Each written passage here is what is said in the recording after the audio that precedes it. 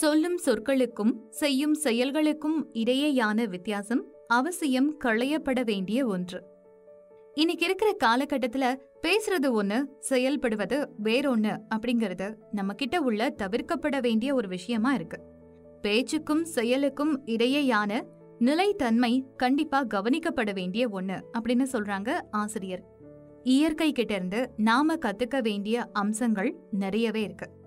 எல்லா விலங்குகளும் பறவை இனங்களும் தங்களுடைய செயல்பாட்டின் மூலமாவே அதுங்களுடைய இனத்துக்கு தேவையானதை கத்துக்குது. ஆனா மனிதன் மட்டுமே வெறும் வார்த்தைகளால எல்லாத்தையும் கத்துக் கொடுக்க முற்படுறான். அதுவும் நாம மத்தவங்களுக்கு சொல்லும் வார்த்தைக்கும் நம்மளுடைய செயல்பாட்டுக்கும் பெருமளவு வித்தியாசம் இருக்கத்தான் செய்யுது. குழந்தைகளை அதிகாலை 4 மணி இல்லனா 5 மணிக்கு எழுந்து படிக்க சொல்ற பெற்றோர் அவங்க மட்டும் வசதியா 7 மணி வரைக்கும் தூங்குறது என்ன நியாயம்? குழந்தைகளுக்கான தங்களுடைய சொல்ல தங்களுக்கான செயலா மாத்தி காட்ட வேண்டாமா அப்படின்னு கேக்குறாங்க ஆசிரியர். சரியான நேரத்துக்கு அலுவலகத்துக்கு வரணும் அப்படின்னு சொல்ற மேலாளர் 1 மணி நேரம் தாமதமா வர்றதும் இது போலதான். சொல்லையும் செயலையும் ஒரே மாதிரியா அமைச்சுக்கிட்டா மட்டும்தான் நாமளும் மத்தவங்களுக்கு சிறந்த எடுத்துக்காட்டா இருக்க முடியும். வெற்றிகரமான நபர்கள் இப்படி அவங்களுடைய சொல்லையும் செயலையும் ஒரே நிலையில வச்சுக்கிறாங்க.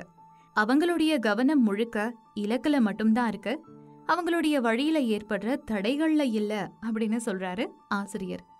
அர்ஜுனனுக்கு எப்படி பறவையுடைய கண் மட்டும் தெரிஞ்சதோ அதே போல வெற்றிகரமானவங்க தங்களுடைய செயல்ல பயங்கர தெளிவோட இருக்கிறாங்க. என்னதான் சிறப்பா செயல்பட்டாலும் நம்மளையும் மீறி ஒரு சில சறுக்கல்கள் நம்மளுடைய வாழ்க்கையில வரத்தான் செய்யும். அதையும் தாண்டின விடாப்பிடியான செயல்பாடே நம்மளுடைய இலக்க நோக்கி கொண்டு போய் சேர்க்கும். அந்த நேரங்கள்ல நமக்கு தேவையானது உறுதியான மனமே அப்படின்னு சொல்றாரு ஆசிரியர். ஒவ்வொருத்தவங்களுக்கும் அவங்களுடைய சூழ்நிலைகளுக்கு ஏற்ப ஆபத்து இருக்கத்தான் செய்யும் இல்லையா? சைக்கிள் பந்தய வீரருக்கு கீழே விழுந்துருவோமோ அப்படிங்கிற ஆபத்தும், பாலே நடன கலைஞருக்கு கால்ல முறிவு ஏற்படுற ஆபத்தும், நிறுவனத்துக்கு சில இழப்புகளால ஏற்படும் ஆபத்தும் இருக்கத்தான் செய்யுது. ஏற்படும் ஆபத்தை பற்றின விழிப்புணர்வு இருக்கணுமே தவிர அது நம்மளுடைய செயல்பாட்டை முடக்கிட அனுமதிக்க கூடாது. உதாரணமா, கால்பந்து விளையாட்டு வீரர் கீழே விழுந்துருவோம் அப்படிங்கிற ஒரு பயத்தோடவே விளையாடும் போது அவங்களால எப்பவுமே ஒரு சிறந்த வீரரா ஜொலிக்க முடியாது. காரணம், அவருடைய கவனம் முழுக்க கீழே விழாம இருக்கிறது எப்படி அப்படிங்கறதுல மட்டும்தான் இருக்குமே தவிர விளையாட்டுல இருக்காது. வெற்றியாளர்கள் எப்பவுமே தோல்வியில இருந்துதான் தங்களுக்கான வலிமைய பெறுவாங்க. மத்தவங்க நம்பிக்கை இழந்து தங்களுடைய செயல்பாட்டுல இருந்து பின் வாங்குறாங்க.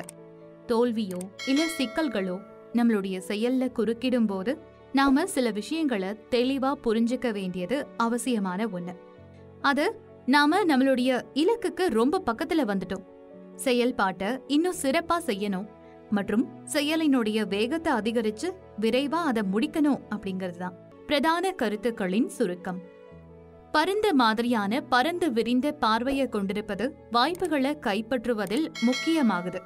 ரிஸ்க் எடுக்கிறதுல தயக்கம் காட்டுறவங்களுக்கு வெற்றியானது எப்பவுமே வசப்படாது. சில முயற்சிகளின் வாயிலாக நமக்கு ஏற்படும் நிகழ்வுகளை நம்மளுடைய கட்டுப்பாட்டுல கொண்டு வர முடியும். கன நேரத்துல உருவாகும் மாறுபட்ட சிந்தனைக்கு பெரும் நிகழ்வுகளை ஏற்படுத்தும் ஆற்றல் உண்டு. இலக்கு நோக்கின செயல்பாட்டுல ஏற்படும் சிக்கல்கள் நம்மளுடைய பயணத்துல எவ்வித தாக்கத்தையும் ஏற்படுத்த அனுமதிக்க கூடாது. இந்த புத்தகத்தை எப்படி பயன்படுத்துவது? வாழ்க்கையில எதுவுமே நல்லதா நடக்கலையே அப்படிங்கிற கவலையோட இருக்கிறவங்க அவசியமா பயன்படுத்தி பலனடைய வேண்டிய புத்தகம் இது. தங்களுக்கான தனிப்பட்ட மைல்கல்ல எட்டி பிடிச்சே தீரணும் அப்படிங்கிற வேட்கை கொண்டவங்களுக்கு நேர்த்தியான வழிகாட்டுதல்களை வழங்கும் சிறந்த பயன்பாடா இந்த புக் இருக்கும்.